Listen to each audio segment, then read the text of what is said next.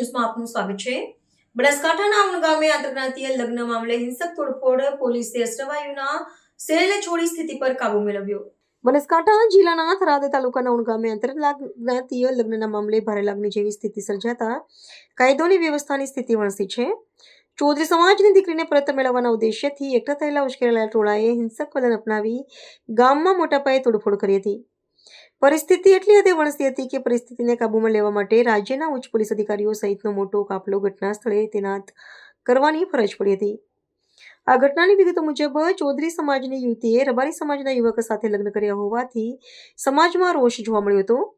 આ મામલે રજૂઆત કરવા માટે મોટી સંખ્યામાં લોકો પ્રથમ ભાભરના રૂણી ગામે એકઠા થયા હતા અને ત્યાંથી વિરોધ પ્રદર્શન સાથે ઉણ ગામે પહોંચ્યા હતા।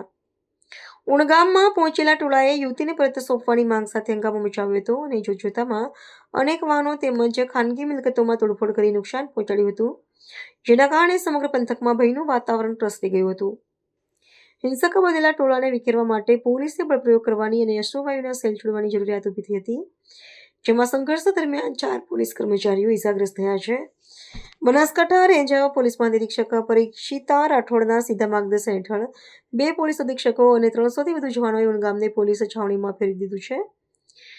હાલમાં 40થી વધુ હુમલાખોરોની અટકાયત કરવામાં આવી છે અને પોલીસ પ્રશાસન દ્વારા શાંતિ જાળવવા માટે સઘન પેટ્રોલિંગ હાથ ધરવામાં આવ્યું છે। ચૌધરી સમાજ દ્વારા અહીંયા એમની એક જે જૂની મેટર હતી એને લઈને પોલીસ સાથે સંઘર્ષમાં ઉતરેલા હતા અને લગભગ 2.5થી 3 કલાક જેટલી પોલીસ દ્વારા એમને સમજાવટ કરવામાં આવી હતી। ટોળાને વિખેરવા માટે પણ પૂરી સમજ આપવામાં આવેલી હતી, પરંતુ ટોળું જે આક્રમક હતું અને એને કારણે સમજાવટને બાદ પણ એમની જીત પર રહ્યા હતા અને એમણે જ્યારે પોલીસ પર પથ્થરમારો કર્યો ત્યારબાદ પોલીસે બળ વાપર્યું છે। સાહેબ, આ સમગ્ર ઘટનામાં કેટલા પોલીસ કર્મી ઇજાગ્રસ્ત?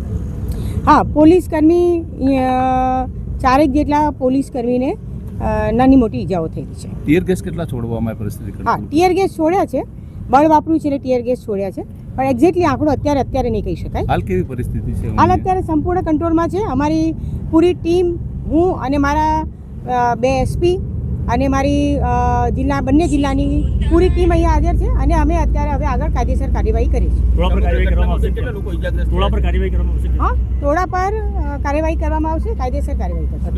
ઘટનામાં કેટલા લોકો ઇજાગ્રસ્ત થવા પામ્યા છે? કોઈ વિગતો સામે? સમગ્ર ઘટનામાં પોલીસના 4 માણસો છે અને બીજા જે ટોળાએ જે પથ્થરમારો કર્યો એમાં પણ એ જ સમાજના જે માણસો છે એવા પણ 4-5 જણા ઇન્જર્ડ થયા। કેવી કાર્યવાહી કરવામાં આવશે? હા, ટોળા પર ટોળાએ જે હુમલો કર્યો છે તો એના પર જે કાયદેસર કાર્યવાહી કરવામાં આવશે। સર, કેટલા લોકોની અટકાયત કરી છે અને ગુનો નોંધવાની કામગીરી કઈ રીતની કરી? અમે લગભગ 35થી 40 માણસોને અત્યારે ડિટેન કર્યા છે અને એમની સામે કાર્યવાહી શરૂ કરી છે। અંદાજે પણ કેટલી ગાડીઓની તોડફોડ કરવામાં આવી છે જે સમગ્ર ઘટના છે? અંદાજે ગાડીઓની તોડફોડમાં તો એ પણ અમારે હજુ એક્ઝેક્ટલી જોવું પડશે।